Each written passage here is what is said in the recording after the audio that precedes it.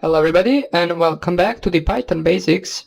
Right now what I want to show you is a really important command that we will use in our backdoor creation, which is the raw input command.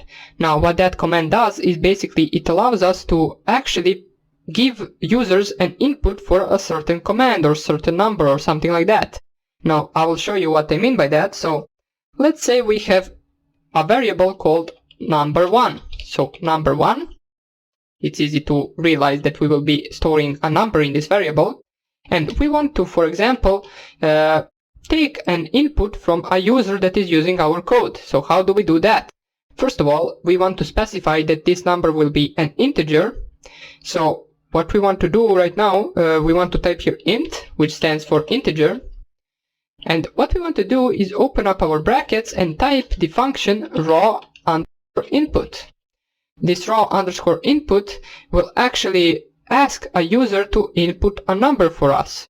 Now, it could be a string as well, but since we specified right here integer, it will only accept an integer value to be stored in number1 variable. So right here we want to open up another bracket, add a quote sign, so double quotes, enter a number, then we put two dots, then close quotes, and then close two parentheses. The first one parenthesis is closed for this one, and the second parenthesis is closed for this one. So this command basically means that we will actually store a given number from our user. So they will get prompted enter a number, and then they specify, for example, 3, press enter, and then our number1 variable will have a value of 3. So let's press enter right here. And as you can see, this is what our users of code will see. So they get prompted enter a number, and let's say we type here 8, and that's about it. So right now, if I just type here number1, you will see that number1 has a value of 8. But let's say, for example, they type here str, which is a string. This will produce an error which will say string is not an integer, basically, since it really isn't. So we need to make sure that we receive an integer from the user, but if we wanted to example receive a string, you would just need to use the same here command, just specify here instead of int, specify string or str string. And right here, of course, you will not be specifying enter a number, just enter a string. And as you can see, now if you type str, type object string is not callable. Let me just see what do they mean by that.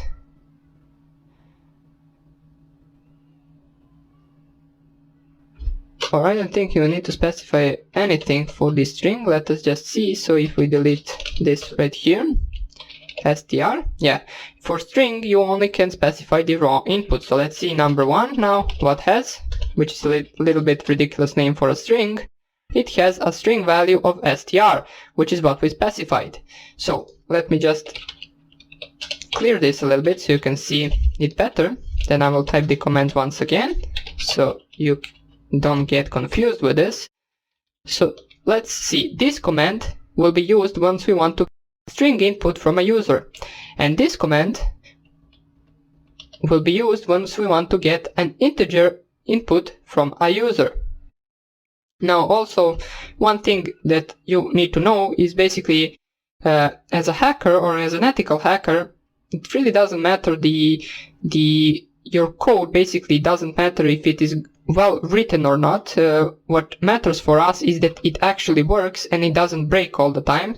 So our exploits, our backdoors, they all need to be coded however you want to code them, but the main point is don't break. They shouldn't break. So if you, for example, upload a backdoor on your victim PC and it breaks, it is not a really good backdoor.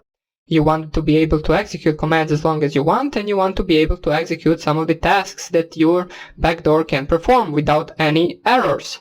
So that is the only thing that you need to focus on as an ethical hacker, is to create the backdoor without actually producing any errors during the execution of those backdoors. So we saw in the previous video how we can give a value to a variable, and right now we saw how we can get an input from a user. So let's actually make our first program that is not in the Python interpreter. So how we do that? First of all, what we want to do is exit this. So how you exit it is exit and then two brackets open and closed. And this will give us back our root terminal shell.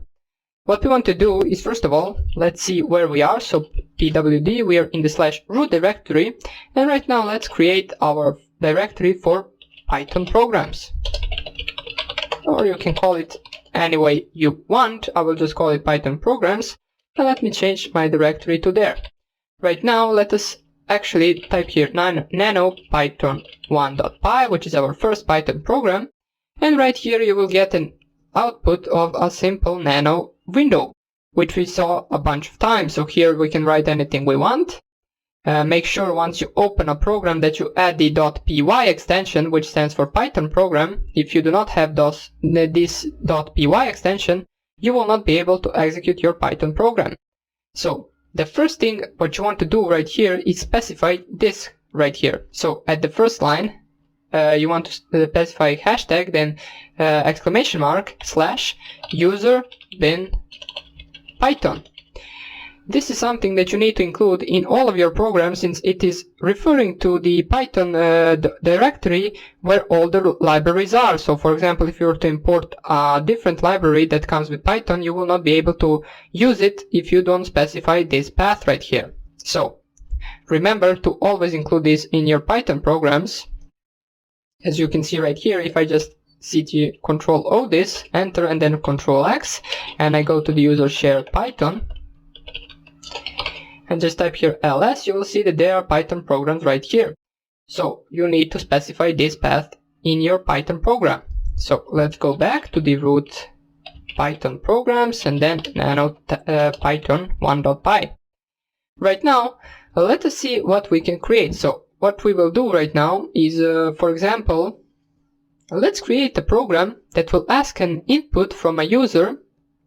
So it will ask for example, a number, or it will ask for two numbers, and then it will actually multiply those two numbers. So let's do that. It is rather simple. So let's say number 1 equals, so we saw in the previous command, integer raw underscore input. Then we specify enter first number, 2 dots, closed double quotes. You will see that this string right here gets basically gets outputted in green format, which means this is a string. We also need to add 2 additional brackets, close brackets, for these 2 right here. So that is the first command. The second command, we want to ask for number 2, so equals integer raw input, enter second number. This is rather simple, so it is easy to understand. And right here, what we want to do is result equals number 1, and then this star sign, then number 2, which will multiply. So this star sign right here is used to multiply 2 numbers in Python program. So as we can see, we will get the result sign out, we will get the value of these 2 numbers multiply stored in the result. But right now, if you were to, for example, compile this program or make it an executable and then run it, you would not get any output right here, since what we need to do right now is actually type here print result, which will print the value stored in result for us. So just Control O this, X, or pardon me, enter, and then Control X. And if we just type here ls, you will see we have our Python program here. Now, you will not be able to run this until you make it an executable. So how do we make Python program executable? We make it with chmod +x. So +x stands for executable. We already covered all of this. And then python1.py.